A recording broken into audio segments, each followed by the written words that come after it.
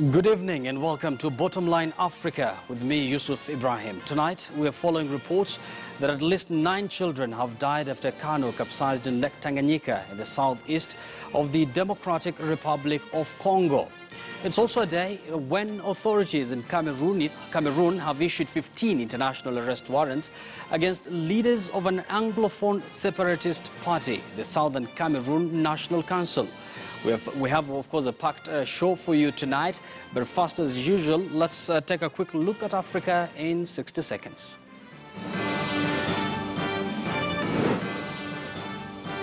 The International Criminal Court to prosecute alleged war crimes in Burundi, despite the country vacating the court.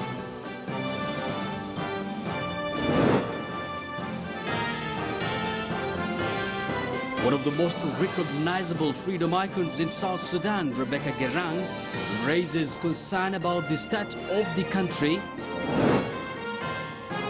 Zimbabwe's strongman Robert Mugabe relaunches Harare International Airport, which has now been given his name.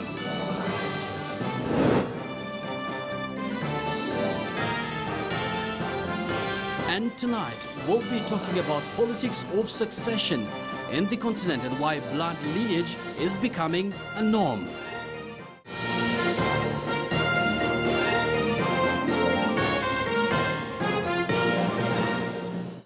And of course, that last bit on our highlight informs our Twitter poll question tonight, and we are asking you, do you think political dynasties in Africa are a curse or a cure? Do you believe political dynasties in Africa are a curse or a cure? You've seen developments in Togo there. There are demonstrations anti the current government for Nasibe. We've also seen developments in Zimbabwe where Robert Mugabe has fired his deputy, and reports are that he might replace him with his wife, Grace. Very interesting development there.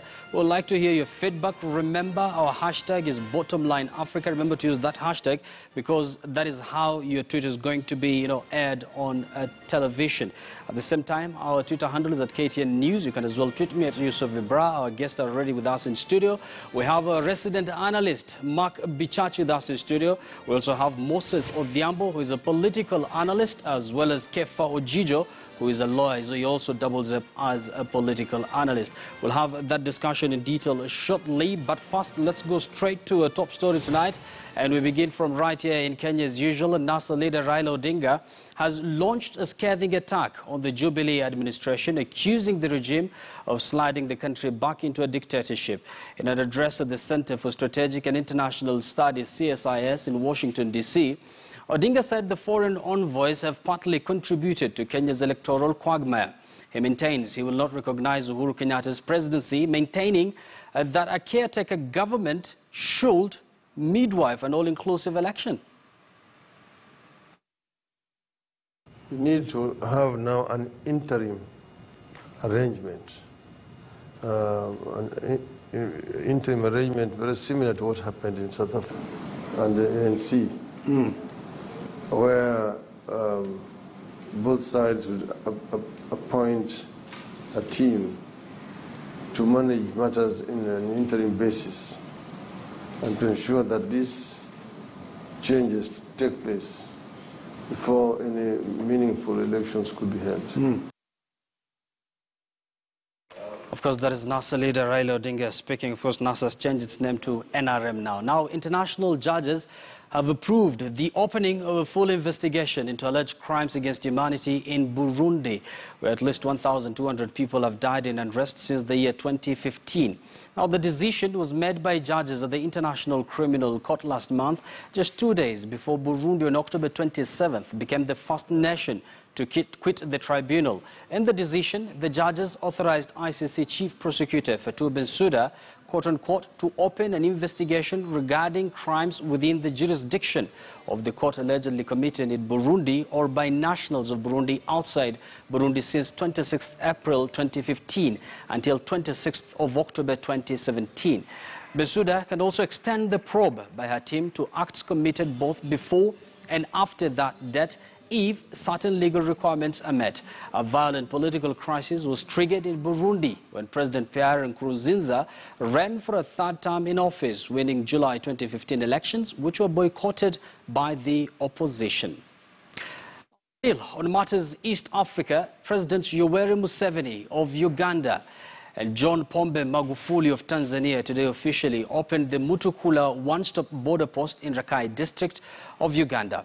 Now, the border post will bring together immigration and custom officials from the two neighboring countries under one roof at the border crossing point, eliminating double clearance of trucks and persons on both sides of the border.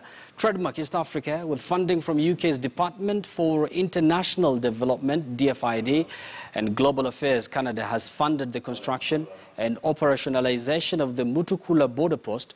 Now, this is in addition to supporting other outposts, including Busia, Malaba, Kabanga, Kobero, Holili Taveta, and Lugu Nimule, as well as Mirama Hill, Kagitumba across the region, an investment of approximately $117 million. Kama mnavyofahamu, tuko hapa kwa ajili ya kuweka jiwe la msingi la mradi wa bomba la mafuta la Afrika Mashariki, the East African Crude Oil Pipeline,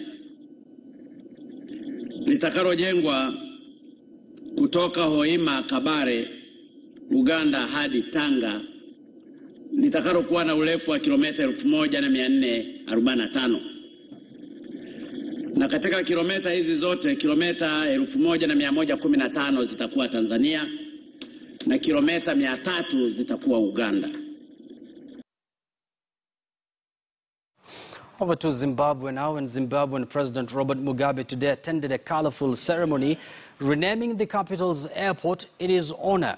Now, the Harare International Airport will now have to be called Robert Gabriel Mugabe International Airport. Now, the government says the renaming is in recognition of President Mugabe's liberation and black empowerment efforts, which have seen Zimbabwe becoming arguably the first African country post-independence to win back its land through a sustained land reform program that saw the allocation of agricultural plots to thousands of landless blacks who had suffered through colonial deprivation. In his remarks, Mugabe thanked the Ministry of Transport for the gesture, adding that he is certain even the first family appreciates as well.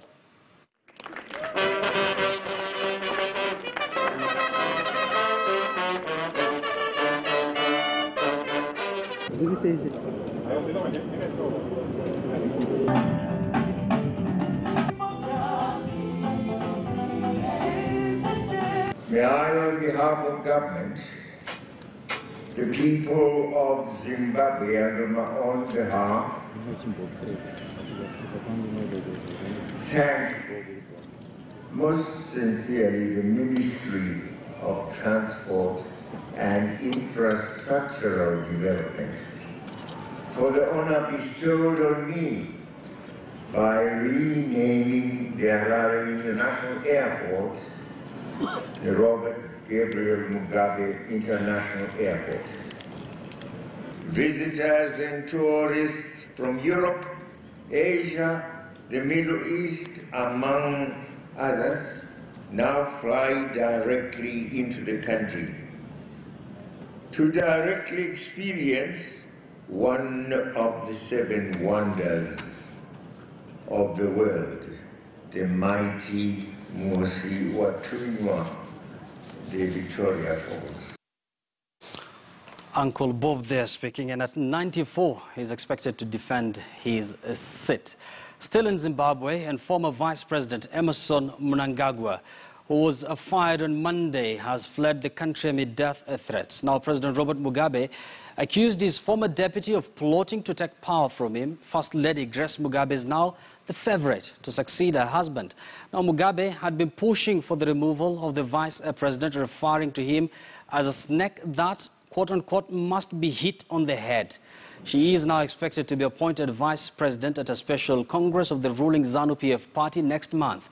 ZANU-PF expelled Mnangagwa from the party on Wednesday after he was accused of wishing the death of Mugabe by consulting a witch doctor. Mugabe called his former deputy a conspirator and warned that he was planning to purge others in the party as well.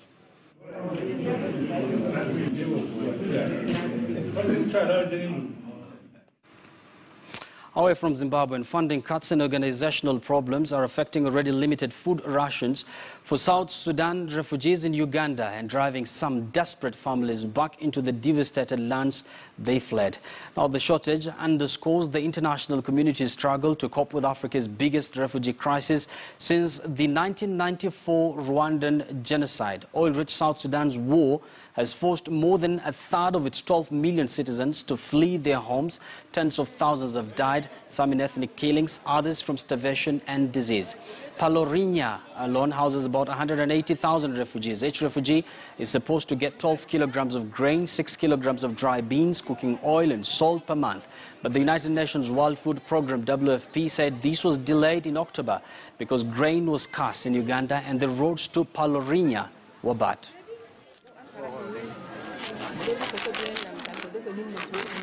I